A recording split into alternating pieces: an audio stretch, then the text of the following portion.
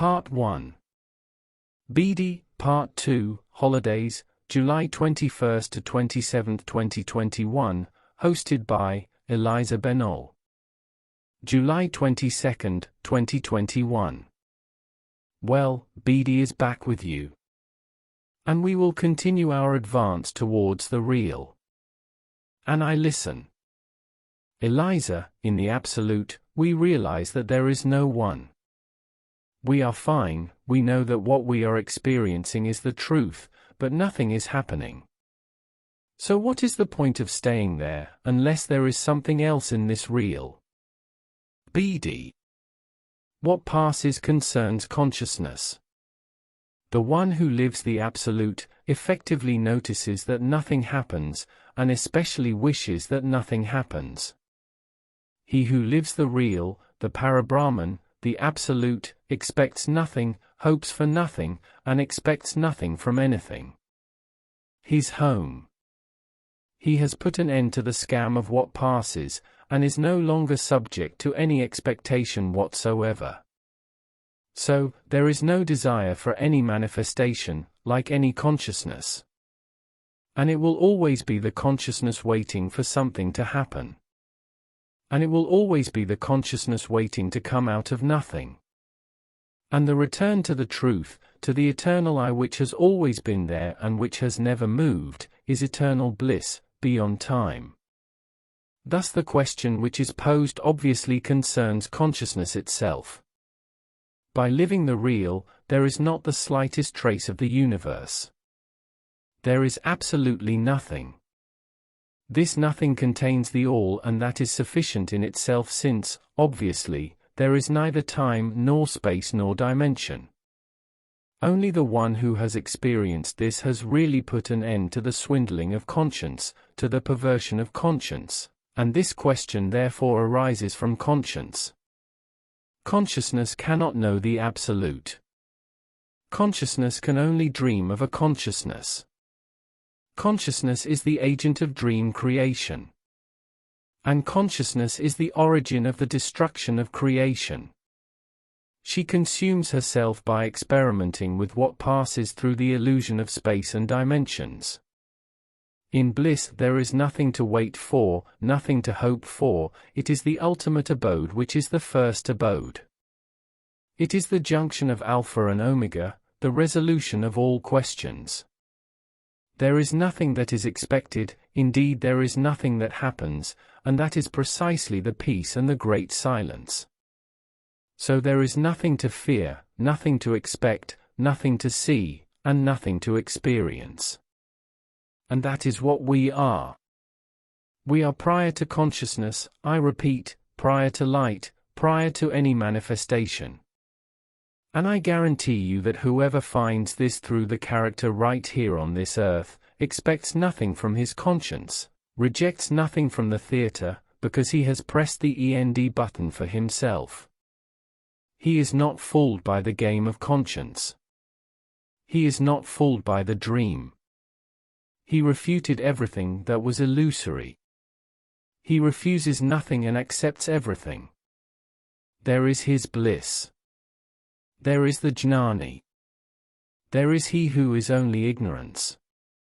He knows himself as source and origin.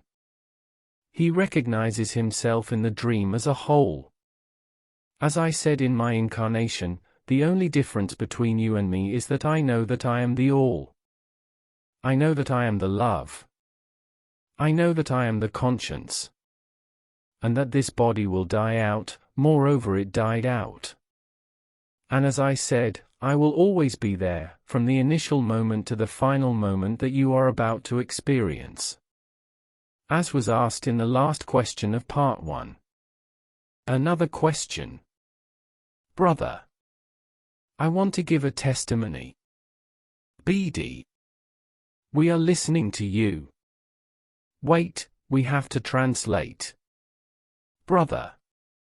So, a testimony. 25 years ago now, I meditated in discipline every morning, with music, with gongs, and that's where it's going to be funny, and I went through a form of a tunnel and lived a complete life, from child to old man.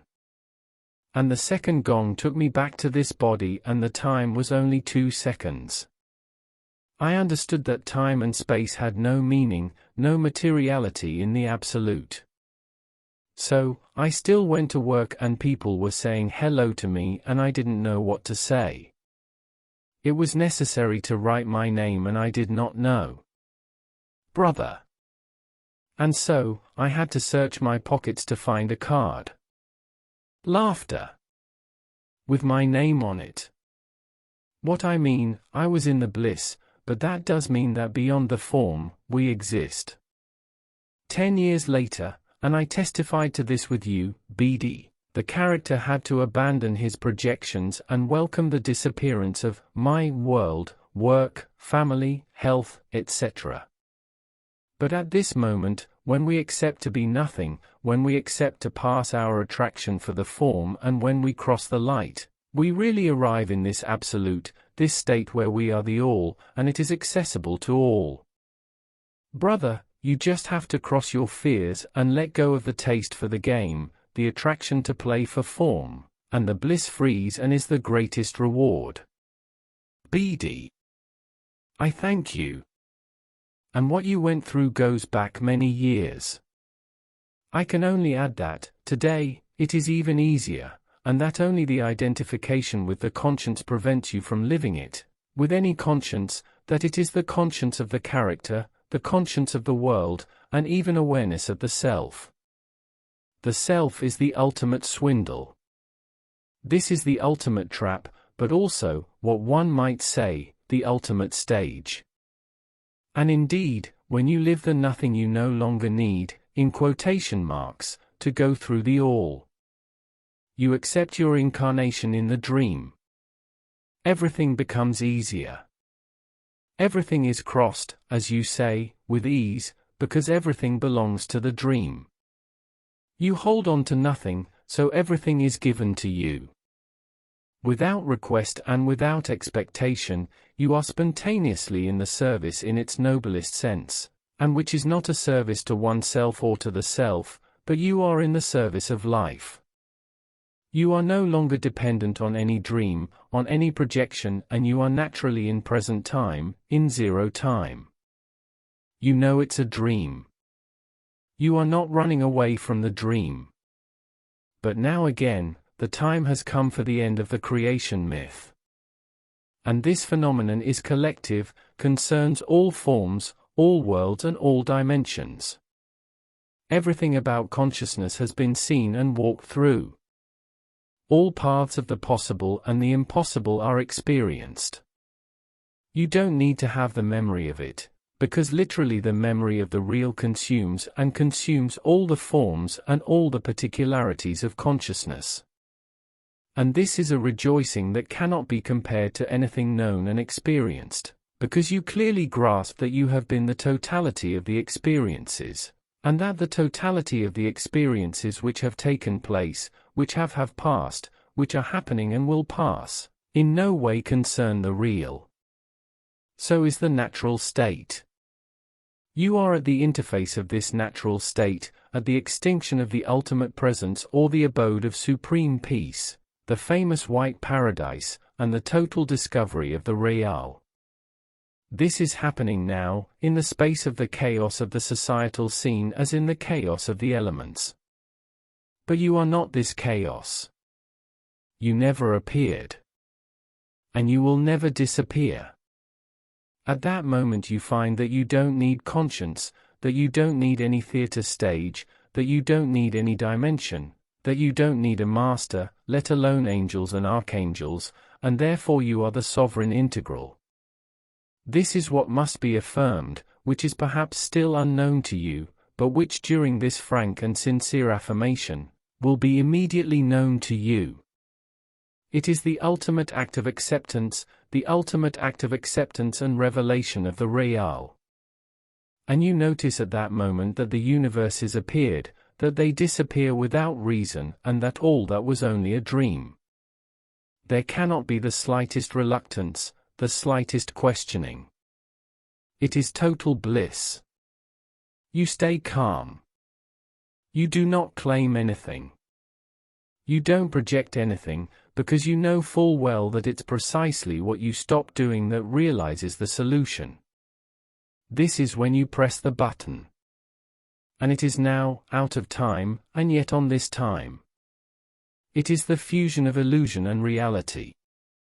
This ultimate friction and opposition which creates complementarity, and which makes you remember the eternal bliss that you are outside of consciousness as of all the world. I thank you for this testimony, which effectively shows that it has always been there, and that it has not prevented you from living the dream, and that you have never been fooled by it. It is the state of fluidity, the state of resilience, the state of humility and simplicity. Truth is humble and simple. Consciousness, treachery. Eliza, I don't understand that word. Who is the liar, will take you on all kinds of experiences, will always take you on all kinds of dreams and illusions. But consciousness cannot maintain itself in the face of the real, in the face of the eternal I. Silence. Other testimony or question? Silence. Brother. I have a question. So the question is: consciousnesses which today play the final scene and therefore close the illusion, do they have a link? BIDI. What? Brother. Do they have a link with the consciousnesses that opened the experience in the first place? BIDI. The initial consciousness, the very first manifestation, is nothing but the last manifestation. The primordial chaos, after its organization according to time, space and dimension, leads in an illusory way to the final chaos. The final instant of consciousness is only the memory of its initial instant. It has been called the Ouroboros, the serpent biting its own tail, the cycles of samsara or illusion. And also the Alpha which joins the Omega, which demonstrates to you and proves to you, by the memory of this initial moment, that the totality of the dream appeared and disappeared without any reason. And that absolutely everything was written and deployed in this initial and final state, where everything is related by the intelligence of light, by the resonance of love, having allowed exploitation and exploration in the same moment of instant zero, of all planes and dimensions and of the one consciousness, in its innumerable fragments, all carrying the same unity of consciousness. There is only one consciousness. We are really and concretely each other, really in each other, and this allows us to understand and to conclude, by living it, that we have never moved and that there has never been person, and person. It is a great joy, the great silence of evidence, the great peace, the love and the wisdom of the one who lives the real and who no longer has a reason to be within any dream whatsoever. Which, indeed, as I said, consumes all of the dreams of creation. You are the space and you are the times, allowing you to see that there is neither space nor time. And their peace is eternal, there is no longer any question, there is no longer any possibility of making mistakes, there is no longer the slightest desire for consciousness, the slightest desire for forms, worlds or dimensions. The eternal I is rediscovered. You can only recognize yourself, in total ignorance of all knowledge and all experience. There is the end, which is nothing but the beginning of what never began and never ended. And that is of absolutely no interest. Silence. Eliza. I have a question from the chat people, I mean from the WhatsApp. Tell us about the white paradise, if even it is also part of the game, that is to say it is not real. BIDI. It's very simple, the white paradise is the light of the source. It is the place of the oath and of the promise, it is the place of the first appearance, apparent, and of the last disappearance, apparent. It is white, the color of purity, the color prior to all form and all consciousness, it is the magnified supraconsciousness, It is the place of fusion and dissolution, it is the first manifestation of love, and the last. It is the junction point of the illusion and the real. It is yin in yang and yang in yin, where any principle of duality resolves, where evil and good resolve themselves. It is the promise of the return to eternity. It is the oath of the source, that of never getting lost in the dream, despite appearances, despite experiences, despite the infinity of forms and worlds. It is the point of junction, it is the point of resolution, and it is the antechamber of the real and of eternal bliss.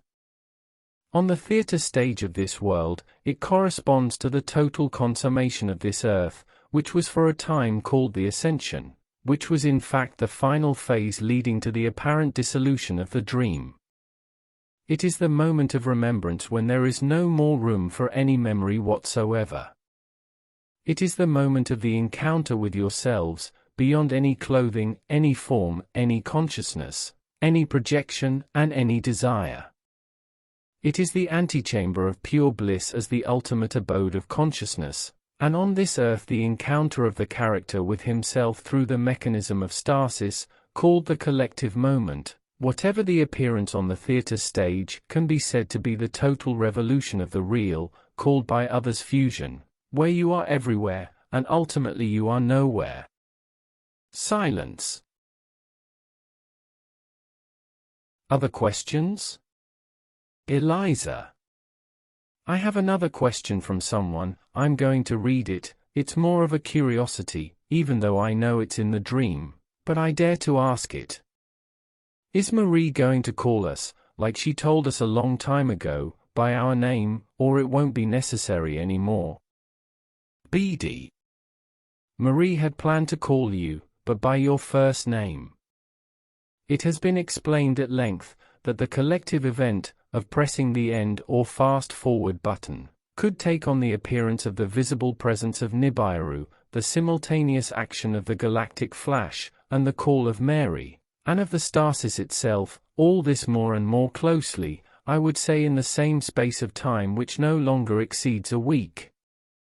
It was said many years before, from the time the year 2017 had passed, that the longer the appearance of time lasted, the faster the event would be in order to allow the dreamers to pass through any suffering, likewise through any resistance, with more and more ease, but that the more the illusion of time would appear over the years, the more the chaos would be dazzling and brutal. The purification, the awakening, the access to the real made it possible in a way to cushion what one of the ancients had called the shock of humanity, so that the denial, the anger and the negotiation did not last beyond only a short time, allowing you in a way to access peace and bliss, again in a brutal, unexpected and rapid way on the theatre stage. We are exactly in this configuration today, love sweeping away fears, reluctance, hesitation or resistance in a more and more important way, in a more and more dazzling way and, I repeat, in an increasingly dazzling. If I can allow myself this expression, you are each at the end of the dream, at the end of the suffering whatever it is. There may indeed still exist feelings of impatience, or as the commander said, of disgust with this nightmare, which in a way lays the most solid foundations for the establishment of the white paradise, and therefore for the fusion of the illusion and the real. This is in progress, and visible by the action of chaos, by the action of the elements, and of course by your presence and our presence. Silence. Other things? Eliza. I think we're writing another question. We still have 10 minutes before 9 o'clock. If she hurries to write. Sister. I have a testimony. At the end of the trip to Peru, I decided to stay a little longer. I found myself confined for quite a long time. I was therefore unable to work, and since then I have let myself be carried away by the light, and since that moment I have had totally unforeseen experiences, but life has arranged itself to give me the financial means I need, and my presence here was not planned at all, it was organized by the light, you could say. BIDI. The more you agree to let go, the more you see that you have no choice, the more you realize that the light, the grace, the intelligence of the real leads your life much better than you do in order to make you live life. You are no longer possessed by the character, but you are possessed by life. Everything that must happen happens, everything that must not happen will not happen. This is what you called the fluidity of unity, the gift of grace, the evidence of the real, from the moment you let go. When the light makes you let go of what you thought you held before, then more you are free, even on the theater stage. Christ said, "Does the bird care what it will eat tomorrow?"